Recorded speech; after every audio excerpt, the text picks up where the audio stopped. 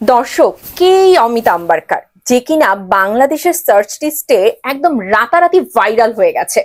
আমার কিন্তু মনে হচ্ছে এই অমিত আম্বারকার নিজেও মনে হয় অবাক দৃষ্টিতে তাকিয়ে আছে বাংলাদেশের দিকে। ভাবছে, আমি এনিমেল করলাম, রেস করলাম, পদ্মা ভাতের মতো সিনেমা করলাম, তারপরেও কোনো দেশের এরকম ভাবে তো ভাই টপ লিস্টে চলে আসিনি। কিন্তু বাংলাদেশ বলেই এটা সম্ভব হয়েছে। তিনি এটাও হয়তো ভাবছে, কোন মেগাস্টারের সাথে কাজ করতে এলাম। তার ভক্তরা এতটা ক্রেজি যে এই একদিনের মধ্যে সার্চ করে আমাকে টপ লিস্ট বানিয়ে ফেলেছে। আমার তো তাই মনে হয়। যাই হোক, আজকের বিষয় অবশ্যই অমিত আম্বারকার কি করে বরবাদের সাথে যুক্ত হলেন, তার চেয়েও ইম্পর্টেন্ট টপিকটা হচ্ছে বরবাদের বাজেট। অনেকেই বলছে বরবাদের বাজেট 15 কোটি, অনেকে আবার বলছে এর চেয়েও অধিক বাজেটে বরবাদ নির্মিত হবে, আবার অনেকে নাকচ করে দিচ্ছে, বলছে বরবাদ কি করে 15 কোটি বাজেটের হয়, হতেই পারে না, এটা নাকি পুরো বাকোবাজ টাইপের। তো চলুন আমি একটু আমার মতামত দিই, আর আপনারা অবশ্যই আপনাদের মতামতটা কমেন্ট সেকশনে জানিয়ে দিন। অনেকেই মনে করছেন, কিংবা আমার মনে হয় না বুঝেই অনেকে বলছেন যে কি করে আসলে বরবাদের বাজেট 15 কোটি হয়, এটা নাকি যথার্থ না, ভুলভাল তথ্য। আমি বলছি বরবাদের বাজেট 15 কোটি কিংবা এর চেয়ে বেশিও হতে পারে।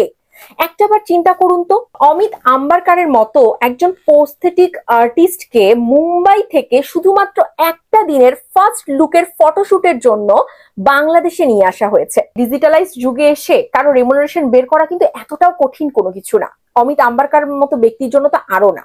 তো আপনারা কিন্তু চাইলেই গুগল করে ফেলতে পারেন যে তার এই মুহূর্তে রেমুনারেশনটা ঠিক কত, তাহলেই বুঝতে পারবেন যে মেহেদী হাসান হৃদয় বরবাদ টিম ঠিক কত টাকা খরচ করে অমিত আম্বারকারকে একদিনের জন্য একটা শুটের জন্য বাংলাদেশে নিয়ে এসেছে। শুধুমাত্র অমিত আম্বারকার না, এর পাশাপাশি এই মুভিতে যে প্যালেস গুলো ইউজ করা হবে, যে নামি দামি ব্র্যান্ডেড গাড়িগুলো ইউজ করা হবে, কিংবা ধরুন কোনো স্পোর্টস কার, এগুলো দেখলেও তো আপনাদের চোখ ধরাশায়ী হয়ে যাবে।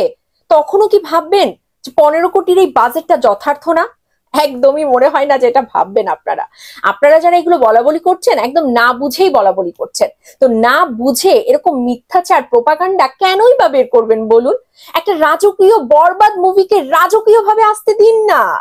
এর পাশাপাশি এই মুভিতে শুধুমাত্র তো মেগাস্টার শাকিব খান না, তার পাশাপাশি যে আর্টিস্টরা আছে তাদেরকেও আপনারা যখন জানতে পারবেন এক এক করে যে এই আর্টিস্টরাও বরবাদ সিনেমায় আছে, সেটা দেখার পরেও আপনারা বুঝতে পারবেন তাদের রেমুনারেশনটা কত, বা তাদেরকে যেভাবে প্রেজেন্ট করা হবে স্ক্রিনে, তখনও আপনারা একটা ওই আঁচটা করতে পারবেন।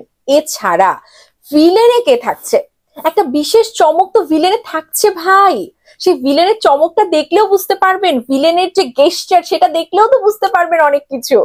তো আসলে সময়টা একটু অপেক্ষা করার, ট্রেলারটা আসুক, টিজটা আসুক, একটু দেখেন। আমি আশা করি যে যারা এখন এই সমস্ত কন্টেন্ট করছেন তারা কিন্তু একদম রীতিমতো চুপ হয়ে যাবেন এবং তারপর সরাসরি ডুব দেবেন বরবাদে। বরবাদের প্রেজেন্টেশন আপনাকে, আমাকে, আমাদের সকলকে বাধ্য করবে বরবাদেই বুঁদ হয়ে থাকতে, বরবাদকে নিয়ে ভাবতে।